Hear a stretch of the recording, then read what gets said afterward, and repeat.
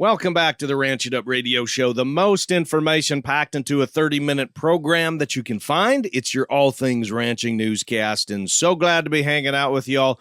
Questions, comments, concerns, criticisms, rants, it doesn't matter. You can call or text. Our phone number is 707-RANCH20. That's 707-726-2420. Our email, ranchitupshow@gmail.com, and prowling around social media at Ranch It Up Show. Let's talk setting your feeder cattle up for success. That's a common phrase I have said quite often. You have heard others say it quite often as well, and for very good reason.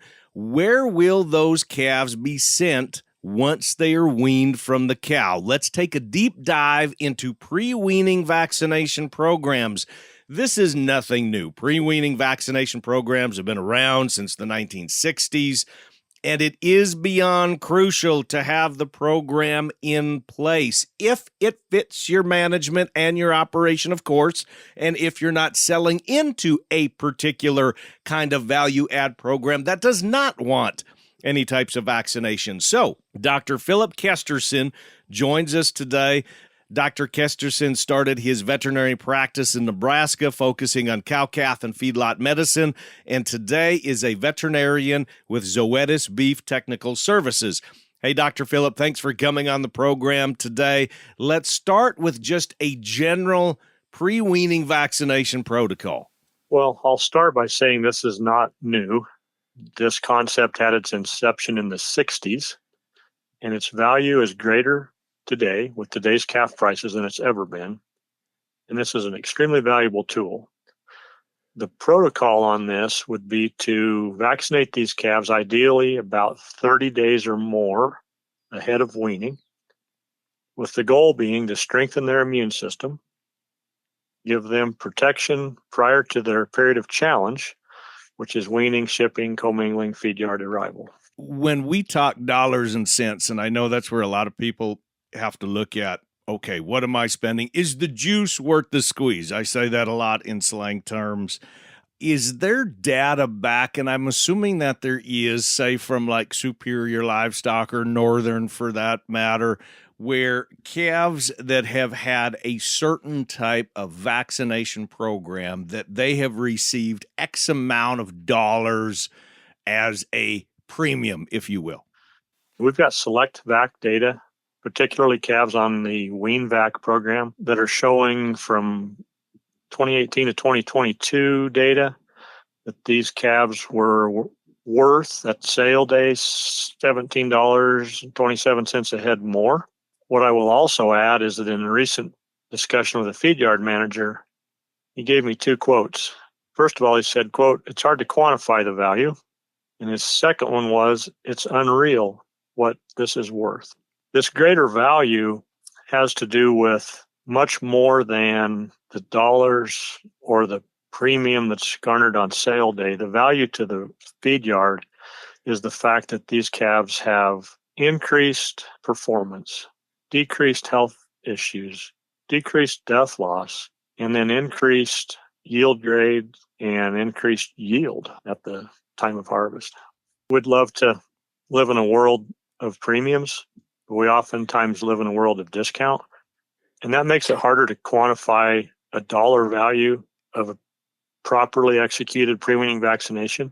Potentially the greatest value is the reputation that, to your point, that an operation can gain by offering these predictable cattle that perform at a high level with minimal health issues. Is there, you think, that temptation with being cattle is high priced as they are for individuals to overlook some of these practices? When I say some of these practices, I mean staying up on nutrition, fly control, pre-weaning vaccinations, getting mama in, making sure that her nutrition is sound 365 days. Things like trace mineral supplementation at those stressful times of year, having that relationship with your veterinarian as a consultant where they are a vital part of decision-making on your operation and helping make decisions on your operation. Do you think in times like this, when prices are so darn good, there is the temptation of people, and I'm talking me out there, to do it myself, to try to maximize as much and spend as least as we can, because we're finally getting prices where, you know what, maybe we hopefully are in the black, and quite a bit in the black. Very fair question, very honest question. And I think if we were to rephrase that and ask, should we implement these best practices when calf prices are low, or should we implement them when they're high? The answer is both. And maybe what you're saying is that there's enough profit now that maybe we're tempted to skip some of these practices that require additional effort. But really, it's just an opportunity to maximize. If we look at not only the value of vaccinations, but time that with a proper deworming, and if appropriate for your marking system, an implant, we're literally talking investments of a few dollars that can yield you back dollars in the tens or hundreds. And then you look at some of the recent CattleFax data where they were talking about these 45, 60-day weaned and straightened out calves, bringing back just over $200 a head premium. Yes, I think you're right. It's easy to think, well, maybe we'll take this money because this is more than we've made in the past. But we don't want to get short-sighted and fail to do what's best for the cattle, best for the industry, and ultimately maximize our return, I think would be the goal. I want to reinforce the need to work with your local veterinarian who knows the challenges of your area and hopefully knows your herd and can give you a tailored recommendation. That's most important. My role, I offer a supporting role for those type of practitioners and for producers, but you really need those boots on the ground. And then I think to move to three specific questions. When it comes to pre-weaning vaccinations, what are we going to do? Why are we going to do it? And then most importantly, how are we going to do it?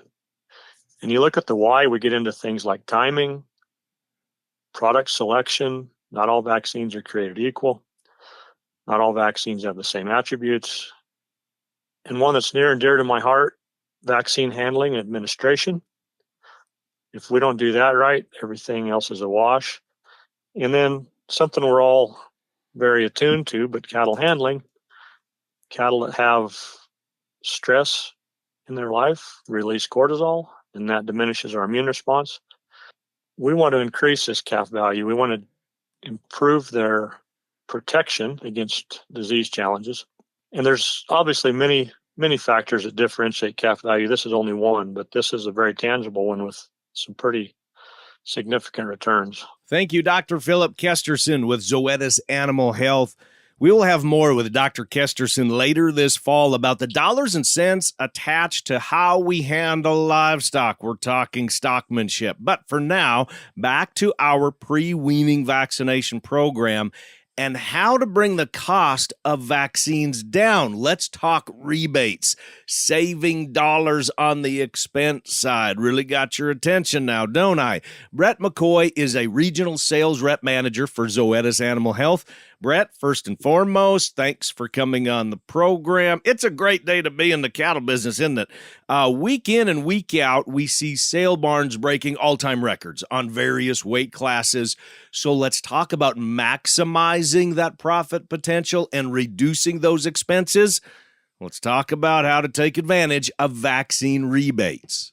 As you mentioned, we've got unprecedented value for the price of cattle now in 2025, and input costs have not gone down either. So I think, in the producer's mind, you've got to ask yourself, how can I optimize the value that I'm spending a dollar to buy my animal health products? And companies like Zoetis have put together opportunities for producers very simply to be rewarded for their business. And today, we can do that either online through your vet clinic or animal health supplier, but it's relatively simple, and it can really put a dent in your overall animal health costs. So how do the rebates work? Is it, that we visit with our animal health supplier, as you said, and it works after we purchase said amount of doses of a particular product, and then we go back and get those rebates back? Is that how they work? From time to time, there'll be a point of purchase where, for example, right now, we've got with our premier antibiotic, Draxxin, that the point of purchase might be an option. That is, you walk in a clinic or store, buy a product, and you get a discount there. However, most often, and what I would direct people to really investigate is after you purchase the product. So you've made your vaccine purchases for pre-wean, going on into preg check. Then you can go online, you can call your rep, call your veterinarian, and document very simply just what products you've purchased. And usually they're tiered. So companies like Zoetis, we like to reward loyalty and loyalty for those customers that buy across our product line. So maybe you're just purchasing vaccines from one company, a dewormer from another, implants from another. You will find when you study these rebate programs that if you are willing to give your business to one company like Zoetis, you will get a little deeper into that rebate structure. So what are we talking for the amount of rebates that we can get back? It varies, and it's obviously driven by volume. There's certainly a range. Just our Leader's Edge is our volume producer program, which is just a starting point. It's just the tip of the iceberg. And producers will see anywhere from 6 to 10%. But as you buy products across the portfolio and you increase volume, those rebates could range upwards of 30%, or more. It just depends. But there's 50 head producers, and there's producers that are feeding tens of thousands of head of cattle. So those rebates will vary based on volume. We live in a time that we have more access to information as cattle producers than ever. Obviously the internet changed everything decades ago, and now we have the smartphone, and pretty much it's at our fingertips. And I think if you're accessing rebates to reduce your input costs, it really opens you up for more resources with your veterinarian, to your point, but also to companies like Zoetis. If you don't know your local Zoetis rep, this can be an avenue where you can get to know them and they can become a resource.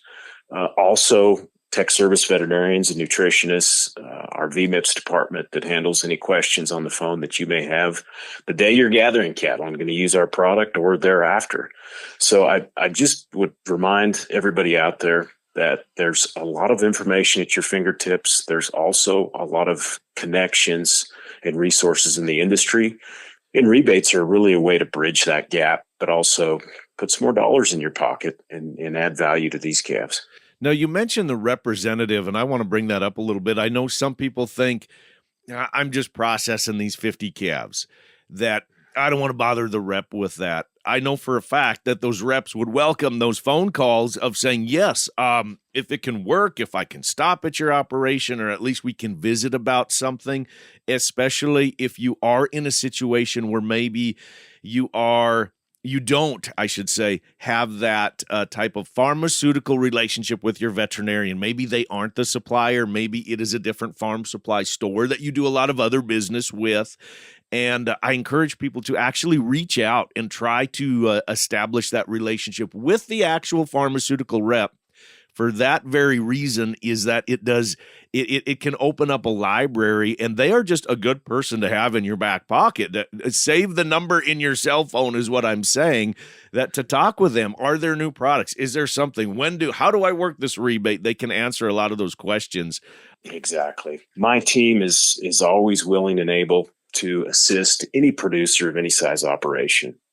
They're always close to their phone, and really is what it does too, is it gives an opportunity for the rep then to maybe connect them to other resources. You mentioned they may purchase product through a vet clinic or an animal health supplier. My team spends days and weeks throughout the year educating other people in the industry, in those vet clinics, in those animal health suppliers, extension agents, et cetera.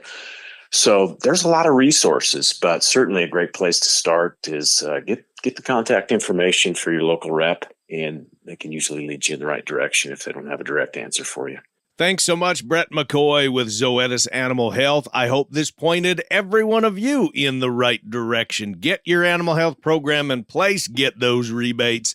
It's time for a break. When we come back, we talk markets. You are listening to the Ranch It Up radio show. Keep it parked.